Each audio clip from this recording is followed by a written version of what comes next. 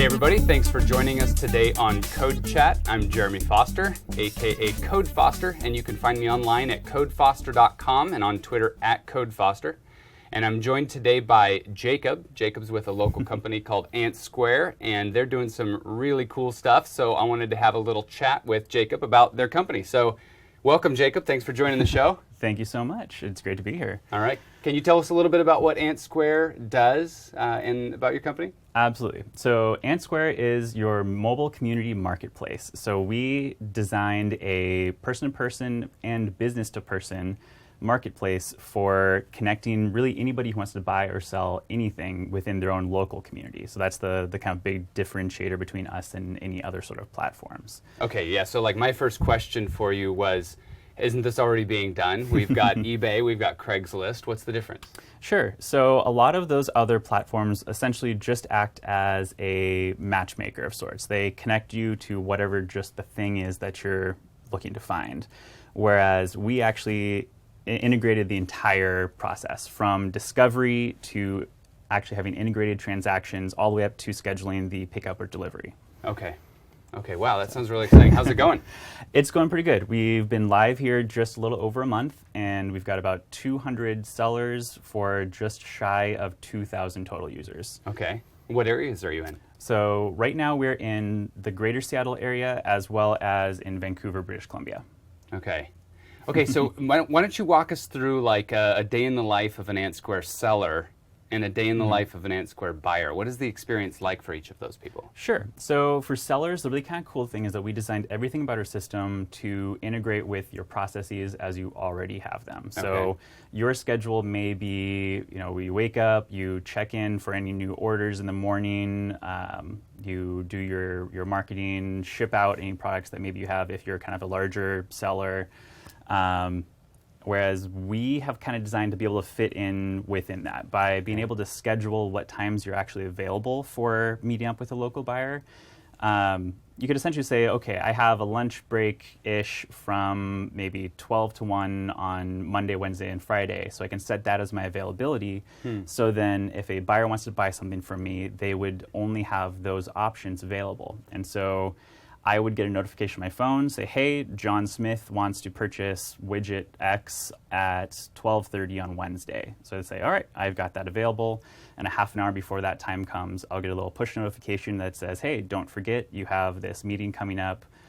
When you also set up your account, you also set the location. Okay. So the seller gets to determine the location, whatever's comfortable for them, whether it's their place of business, their home, a local coffee shop. Then all of that's essentially taken care of. When the buyer comes through and says, I want to buy it, all of that is out of the way, whereas with other platforms that do the whole local person-to-person kind of thing, there's always the email or phone exchange of, hey, I'm available now, when are you available? There's a lot of that back and forth. Yeah. So we kind of cut out all of that. And then by integrating the payments, we also kind of got rid of cash.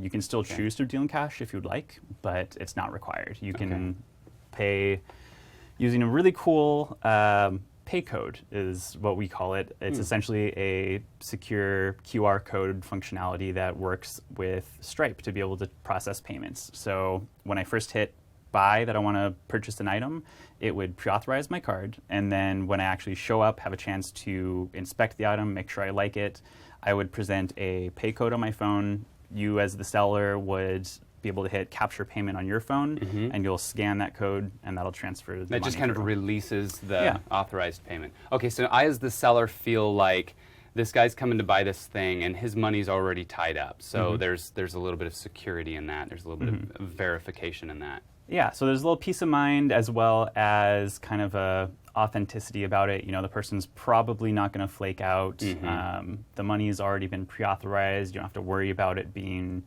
not like a not good card, no chargebacks or anything. Yeah. From the seller side of that same part of the transaction, you don't have to worry about bringing cash to some strange person. An example I like to use pretty frequently is that I once purchased a motorcycle from an online classified ad, which meant I was showing up into some strange person's house with $2,000 in my pocket. And the whole time I'm sitting there thinking, I'm like, oh man, I hope this is a legit person and I'm not going to get mugged or anything. Yeah, right. And so now I don't have to worry about that. I Yeah. just show up with my phone. The money is being safely held by Stripe. And when I show up and present the pay code, then I don't have to worry about any of the safety issues that go along with that. So you got the motorcycle. I did. Okay. I did. I still have it. Wonderful. Okay, what about the day in the life of the buyer? What does that feel like for me as a buyer? Sure. It's a lot about discovery. It's about discovering what's already in your neighborhood, the cool things that you maybe never would have found just because the person that's selling doesn't have a brick and mortar shop, or maybe if they do, they might be kind of out of the way. It was designed to be as seamless into their life as they already have it. We know you're busy. Having this scheduling kind of takes a little bit of the pressure off of trying to figure out when you're available. And then when you, I guess kind of when you're bored, you can find something that's really kind of cool, or maybe you want to find the cool, unique item that isn't in the local retail shop. That's one of the really cool things. Do you think more people are saying, well, there's this gadget, or there's this, I'm looking for a birdhouse, and so they go targeted looking for a birdhouse? Or do you think it's going to be more popular, more common, I guess, for people to say, just show me what's around me, and I'll go browsing and see if there's anything that I want, more like garage sailing? We're seeing a little bit of both. Okay. There's definitely the section of people that know what they're looking for and just want to find something of that item made by a cool, unique local person. And then there's also the element of discovery. We targeted on that pretty quick in all of our marketing research, and just discovered that the ideal user is the kind of person that wants to find cool stuff that maybe no one else knows about. And so we kind of ran with that, went with this this segment of the market of being able to provide them that discovery. So we created these cool collections and featured shops, trending items, and then even here on the website, if you were to go to browse, you would see a map that just shows on the map around you all these cool little pins of just what's in your immediate location. So like we've already got a really cool guy here. His name is Tito from Sculpture Soap. So that's what we're seeing over here on the side. These are funny. Some kind of off the wall things, but that's kind of what we're looking at. The more you move around, the more you're able to find all of these different sellers. This is a ranch over in Eastern Washington that does farmers markets down in Issaquah. Okay. And so they decided to use this to kind of reach out to their buyers throughout the whole week, as opposed to just one day a week. Yeah, yeah. Well, that's really cool. Now, besides being an awesome product for consumers, you guys are also working in a startup on a day-to-day basis. A lot of my crowd are developers. They're also working on startups, ideas, things like that. And they're curious about, they all have their own in-house operations and flows and development cycles and all of that. So let's talk a little bit about, you're more in business development. Let's talk about how you work with developers and what it's like to work with the developers. And I specifically want to ask you what a developer can do to work really well with a business development person from your point of view. So one of the kind of biggest things that we're always working on is development timelines. We in the marketing side, we're kind of the consumer-facing part of the company. We get all this awesome feedback. We find a lot of the little bugs that made it through testing, and so we have all of this information about what's working, what's not working, and so we bring that back to the developers. But what we don't know is how long it takes to actually do those kinds of implementations, whether it's a new feature, a bug fix, anything like that. So one of the biggest things that can help us is to kind of know a very realistic timeline of what it would take to do that. One of the things that we're always working on is our development cycle of what's coming next, what's the next iteration going to look like. And so if we have two things that are both pretty big features that we got this feedback that we know we need to implement, and one's going to take 2 months and one's only going to take 2 weeks, it's great to know that, because then we can say, all right, let's go ahead with the one that's going to, the one that will just take no time, and then we'll put this next one kind of a little bit further out in the timeline, and we can actually plan for it. And so having that kind of feedback is great, especially for us, because we always have people coming to us, both users and merchants, saying, hey, did you get my input on that whatever widget? How long is it going to take to get that get that through, and then if I have the information, I can then pass it on just for good customer service, keep that person happy, even if they're maybe not necessarily happy with whatever that feature or bug is. If I can tell them, okay, it's going to be 2 weeks, and we're going to have a new version out that'll fix that, they'll be like, okay, I can deal with it for 2 weeks. Yeah. I know that estimating how long development is going to take is difficult. I tend to be optimistic, so I remember when I was developing on a day-to-day basis, my dev manager would oftentimes say, well, whatever Jeremy says, just double it. That'll be our estimate. But do you think that developers tend to overestimate or underestimate? More often than not, we see the overestimation. Okay. Just not necessarily intentionally trying to inflate the timeline, but just wanting to make sure that they can hit their timeline. Yeah, right. And so it's not like a malicious, nefarious plot against the marketing team. Yeah, right. But just having a lot more trust between both sides, I think, is a really good way to deal with that. If the developers know that they can trust the business side to convey the most accurate information that they have, and not just the wish list items, but actually here's the core things that we need to work on items. And from the other side, if the marketing team knows that they can trust the timeline that the developers are giving them to be accurate and not either inflated or optimistic, then we know what we can plan for in our marketing cycle.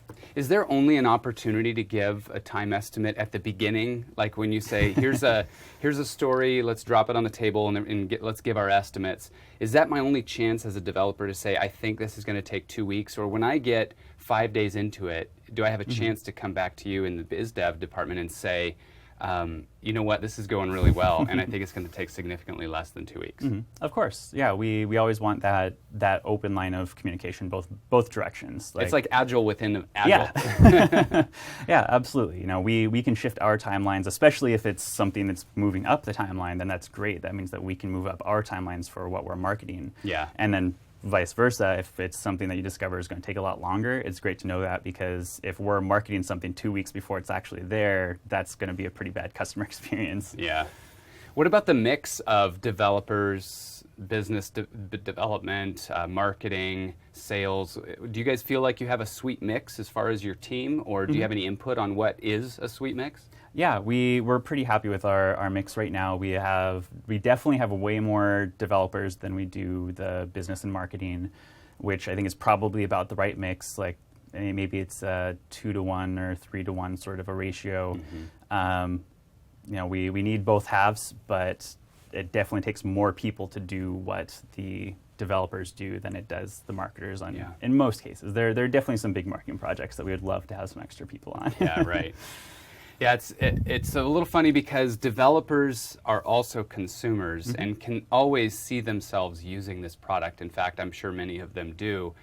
And so do you ever run into, I'm speculating here, but do you ever run into a scenario where you give a developer a story and you say, we want it to work like this with this menu and this click and da-da-da, and they say, I don't think that's a good way to do it.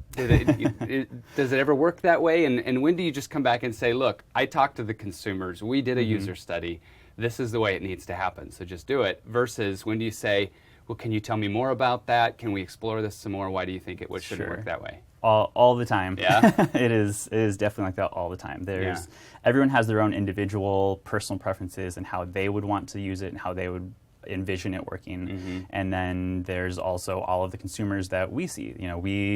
We talk to 30, 50, 100 people every day, and so we have all of this great information on what we're seeing that works. Right. But sometimes we come on to some issues where it's just like, oh, let's try it this way because I think that's what it's going to work like, and then somebody else will come in and say, no, that's a dumb idea. Let's not do that at all. Yeah. In fact, we just did a very recent redesign of one of our landing pages, and so that was kind of one of those instances where it was entirely based on heuristics and personal preferences, and there was a lot of back and forth between different members of the team of what's the best way to do that, what are the features that we should include, what should we scrap, and so that's a pretty recent example of that.